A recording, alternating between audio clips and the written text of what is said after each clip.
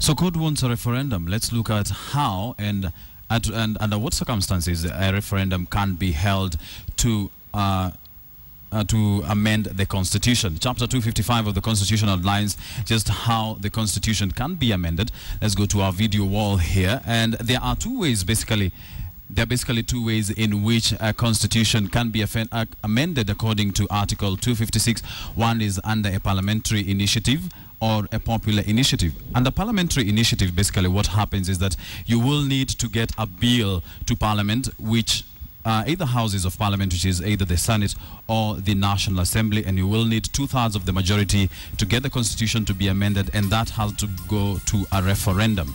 Now, court seems to be angling for the popular initiative. Number one, if you want to get a popular initiative, you will need at least 1 million people to sign signatures to petition a constitutional amendment. Now, after you get these 1 million signatures, you have to formulate this into a draft bill. The initiative has to be formulated into a draft bill, and then this bill, which has already been drafted, and the signatures have to be submitted to the Independent Electoral and Boundaries Commission for verification. Remember that one of the demands that court has made is the disbandment and reconstitution of the Independent Electoral and Boundaries Commission. After you submit the draft bill to the IEBC, then the IEBC will go through the signatures to ensure that every person who has appended the signature is a registered member, is a registered voter.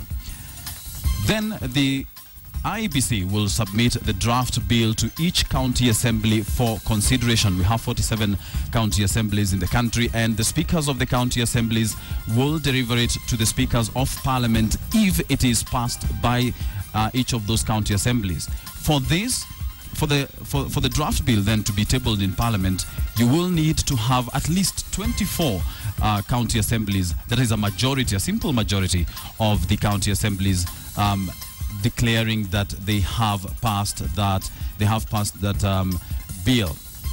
Then it shall be introduced in Parliament without delay. After it is introduced in Parliament, then Parliament, it will go through debate, and then if Parliament passes, if it is supported by a majority of members of each house, that is the Senate again and the National Assembly, then it is passed and submitted to the President for assent. After this, of course, it goes to the people for a referendum. Nancy. That is quite a protracted process, isn't it? It is not a simple process at all. It is not easy to get to change the Constitution through a referendum. Perhaps that's why one of the political analysts that Rita Tinina spoke to today said this bill, this actually effort, might be dead on arrival. Well, I think the biggest hurdle that court might face is the fact that their numbers in Parliament, they do not have a majority in Parliament, so that might be a serious hurdle for them. Well, we'll see how far that goes. Thank you, Wilson. Of course.